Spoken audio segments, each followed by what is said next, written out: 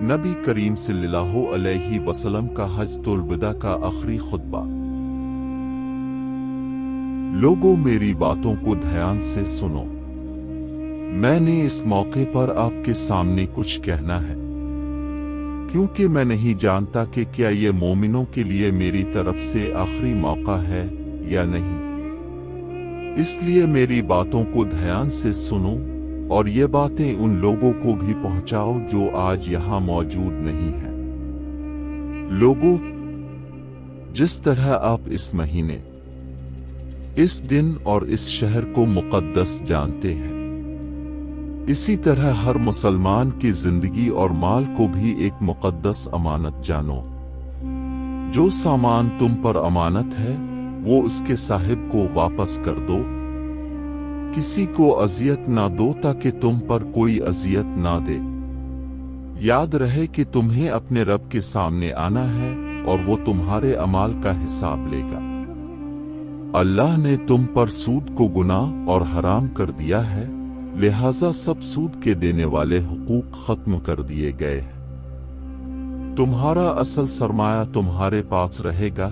तुम ना तो किसी किस्म की नाइंसाफी करोगे और ना ही बर्दाश्त करोगे।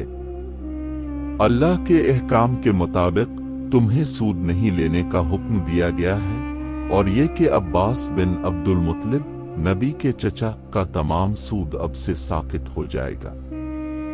शैतान से दूर हो जाओ अपने ईमान की हिफाजत के लिए। वो उम्मीद हार चुका है कि वो तुमको बड़ी बातों में गुमराह करेगा, इसलिए छोटी बातों में उसकी पैरवी करने से बचो।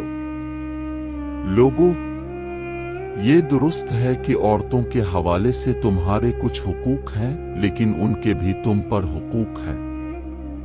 अगर वो तुम्हारे हक की पाबंदी करें तो उनका हक है कि उन्हें खिलाया जाए और हुस्न सलूक का लिबास पहनाया जाए। अपनी औरतों के साथ अच्छा सलूक करो और उनके साथ मोहब्बत और एहतराम से पेश आओ, क्योंकि वो तुम्हारी साथी और वफादार मददगार है। और ये तुम्हारा हक है कि वो किसी ऐसे शख्स से दोस्ती न करें जिसको तुम पसंद न करते हो, इसी तरह कभी बदकार भी ना हो। लोगों, मेरी बातों को सुनो और उनको अमल में लाओ। अल्लाह की इबादत करो, 5 वक्त नमाजें पढ़ो, रमजान के महीने के दौरान रोजे रखो और ज़कात दो। अगर तुम कर सको तो हज करो। तमाम इंसान आदम और हव्वा से हैं।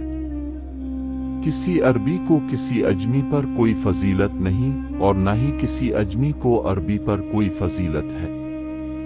किसी गोरे को काले पर कोई फजीलत नहीं और न ही किसी काले को गोरे पर कोई फजीलत है।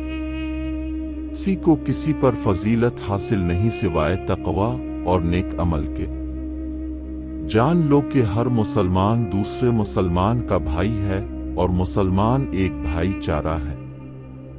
किसी मुसलमान के लिए कोई भी चीज जायज नहीं होगी जो किसी साथी मुसलमान की हो, जब तक कि उसे आजादाना और खुशी से ना दिया जाए। इसलिए अपने आप पर जुल्म ना करो। याद रहे कि एक दिन तुम अल्लाह के सामने हाजिर हो जाओगे और अपने अमाल का हिसाब देना होगा। इसलिए होशियार रहो, मेरे जाने के बाद सिराते मुस्तकीम से नहीं भटकना। लोगों, तुम्हें याद रहे कि मेरे बाद कोई पैगंबर या रसूल नहीं आएगा और कोई नया दीन पैदा नहीं होगा। इसलिए तुम समझो और सुनो मेरी तरफ से दी गई बातों को। मैं 2 चीजें छोड़कर जा रहा हूं, कुरान और मेरी तालीमात, और अगर तुम उनकी पैरवी करोगे तो तुम कभी गुमराह नहीं हो सकोगे।